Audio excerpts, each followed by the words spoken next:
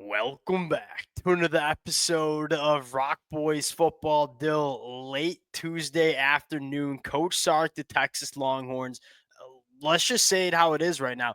Continue to give the business to Kirby Smart of the Georgia Bulldogs on the recruiting trail. Earlier today, five-star linebacker from the state of Georgia, Tyler Atkinson, committing to Texas. Now, later today, one of the best defensive linemen in the country, flipping his commitment from Georgia to Texas. Dill, I think these recruiting battles are fascinating because, one, these are the two juggernauts of the sport. But I think more importantly, if you're a Texas fan, if you're a Georgia fan, you start envisioning, hey, who are the teams I'm going to have to go through to win SEC championships? More importantly, national championships as well. These are the two teams that, hey, they're going to play in the SEC championship games for the next couple of years. They're going to be seeing each other in the college football playoffs as well. When you have the ability to win these kind of recruiting battles for guys like Tyler Atkinson, for guys like James Johnson, especially kind of guys that you just ain't going to find in the transfer portal, that's going to be the difference over the next couple of years. Now, these two programs gone back and forth, and they're going to go back and forth on the football field as well.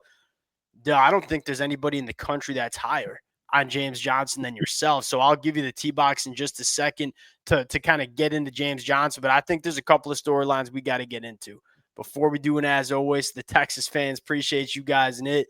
It's been a busy last couple of days covering this program on the trail. The amount of support y'all have shown the boys, been amazing. Appreciate you guys. If y'all do enjoy the content, consider subscribing to the channel. Dill, we can talk storylines. We can talk the player. I know you love the player. So let's probably start there. I'm going to give you the T-box here.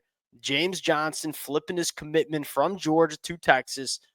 What is Texas getting in this defensive lineman? I mean, I think they're getting a disruptor, and that's kind of the big thing. And I feel like when Texas defense has been really good, they've had Alfred Collins, they've had a Byron Murphy, somebody who, again, is just constantly in the backfield, creating havoc in the middle of that defensive line. And I look at how James Johnson plays in the athleticism and the explosiveness at that defensive tackle spot.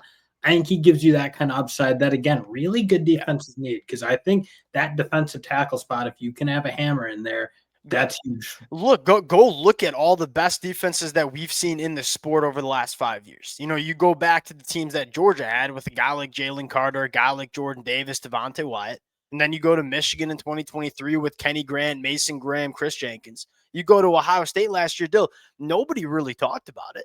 Like, Ohio State had some dudes on the defensive line, especially in the middle. Here's the thing that I'll highlight. You ain't going to find a player that has the ceiling, that has the game-wrecking ability that James Johnson has. You ain't going to find those guys in the portal. And Dill, it is very clear Coach Sark is hell-bent on not having the same offseason they had over the last couple of months, where they had to go to the portal for a lot of guys in the middle of the defensive line. I think Coach Sark went into the summer months saying, we ain't doing that again. We gonna get these guys at the high school ranks. And Dill, man, have they in the 2026 cycle? Georgia and Texas kind of going head to head, who can create the more dynamic and dominating defensive line class. And James Johnson flipping his commitment from Texas, probably tipping the scales to Texas in terms of, hey, who's going to have the more dominant defensive line over the next couple of years?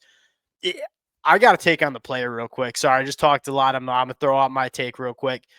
Horsepower. This is a guy that he's 6'2", maybe 6'3", 285 pounds, probably going to get up to around 305, maybe 310. Dill, what's unique about James Johnson is, one, has some real throwing numbers in the offseason. Those throwing numbers, you see that show up on the film in terms of how powerful this kid is, but being a little bit shorter, he's got an 82-inch wingspan. Like, he's got some long arms, so his ability to play with some low pads and have really good center of gravity, but also get his hands on opposing interior offensive linemen, it's a problem, and it's going to be a problem for SEC offensive linemen over the next couple of years. And the quickness with which he gets off the ball, again, limits the issues you might have with the length and some of those things. So, again, long arms combined with being a guy who just feels like he gets into offensive linemen before they can get into him. I mean, that's a really potent combo. I mean, this defensive line class, and I I got up here entering the summer months and I was like, I don't know how good this is. I mean, go back to last year with guys like Elijah Griffin and guys like Justice Terry or Kevin Wynn. Thought that defensive line class was elite in the 2025 cycle. I didn't really feel that way in the 2026 cycle. Well, gosh darn it. Coach Sark goes out and gets one of the best ones available. Dill, outside of Lamar Brown, how many big body interior defensive linemen are you taking over James Johnson? And quite frankly, you can add, I think, Bodney Cleveland to that list as well as one of the better defensive linemen that we see in the 2026 cycle. You factor in a guy like Richard Wesley, potentially a guy like Jay Cruel, and say, Coach Sark is creating a monster defensive front for the next couple of years here. And you said it. I mean, you see a very kind of clear focus in terms of what Texas is trying to do. Yes, very clear. Here, it's like, okay, we like what we have on the offensive line. That has obviously been something they've prioritized, and they continue to do it. You look last year, obviously the defensive line, it's been really good, but you didn't feel like you had the pipeline coming into this 2025 season. Yeah. They're doing I think that's fair. And look, what has really changed? Like what's been the difference between the Texas that we saw previous to Coach Sark and the Texas that we're seeing not only in 2024, but the Texas we're going to see in 2025? Like they are one of the best teams, not only in the SEC, but across the country with the line of scrimmage.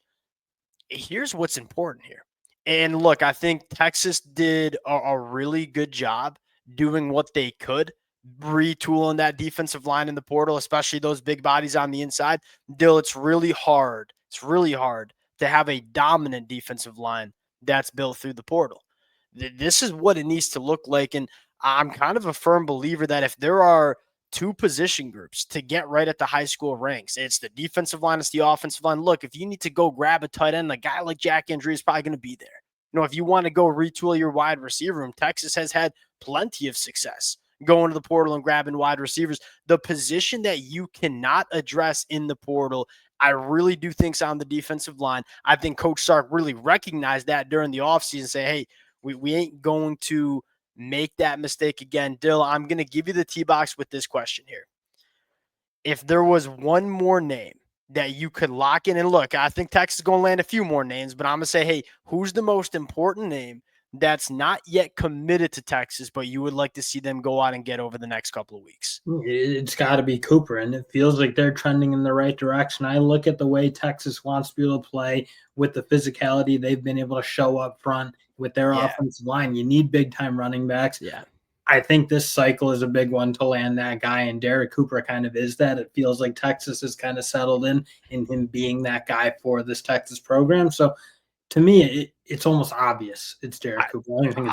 I think so too. And here's the thing that I continue to follow with these guys come in. Look, Texas pushing their chips in for a guy like Tyler Atkinson, financially allocating a lot of resources to flip a guy like James Johnson. The first thing I say is like, these are the guys. I said it with Tyler Atkinson. I'll say it again. These are the guys. Look, if you go and drop a bag on James Johnson, drop a bag on Tyler Atkinson. The second thing is, who are they shelling out the money to? They're shelling out the money to the guys that I think are going to come in year one and probably play a role. Now, do I think James Johnson starts year one as a true freshman? I don't know. You got some good players in front of him, but I think he's going to factor into the rotation. Though Tyler Atkinson might just take over for Anthony Hill next year. You look at a guy like Derek Cooper, that's an NFL running back. That's an 18-year-old kid. Now, I'm not saying that he's going to be like the Heisman Trophy winner, but I feel pretty dang good that Derek Cooper comes to Texas probably in the rotation in the running back room year one. They'll let a guy like Jamarian Carlton walk. And I don't necessarily think they let a guy like Felix Ojo walk, but it's like, hey, Felix Ojo is probably going to take 18 months before he was ready. The guys that Texas is financially pushing their chips in, like you're going to get value from these cats immediately year one. I think that's another important thing to know. And Dill, we've said the same thing about Jay Cruel. Like Jay Cruel is one of the more polished day one ready edge rushers that you see in the country. Yeah, I mean, the thing is, Richard Wesley is a very polished guy. Yeah, even for reclass. I don't think right now the edge room is one I look at that they need another guy. And again, you're not turning down Jay Cruel. Jay Cruel is awesome. So, like, I don't mean to say this like, oh, I'd be like pissed if I'm a Texas fan if they land him. But I don't know that he's like the super high priority that, frankly, probably one more flip along the offensive line is in Derek. Sure. Yeah, I think that might be true. You know, like maybe the answer to that question I said is like a guy that might be committed to a different school, like flipping a guy like Malachi Lee, because I think Texas does want to add one more tackle body to this class. And the way Texas is moving right now on the trail, like I'm a mamas, be straight up with you got to stop saying Malachi Lee for the boys' sake. Because I was gonna say, like as a Michigan fan, I ain't loving where that's trending.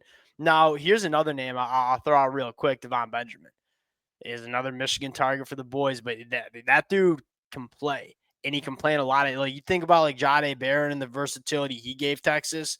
That's kind of what you say about Devon Benjamin. Probably plays all 5 spots, or could play all 5 spots in the back end for Texas. They're heating up, and they're heating up at the right time, and we expect. I think Texas. You know, I haven't asked you recently. Is Texas still your pick to win the national championship? Kind of put you on the spot. In 25, Yeah. sure. So, like, I mean, that's the thing is, like, they have all this momentum now in the summer. They're both our picks to win the national championship in the 2025 year. This could get fun for Texas on the trail. Probably the best way to close this one out. All right. Appreciate you guys rocking with it. Wanted to hop on, talk about it. James Johnson, a Rock Boy favorite in the 2026 cycle. Appreciate you guys. We're going to talk to y'all later. Peace.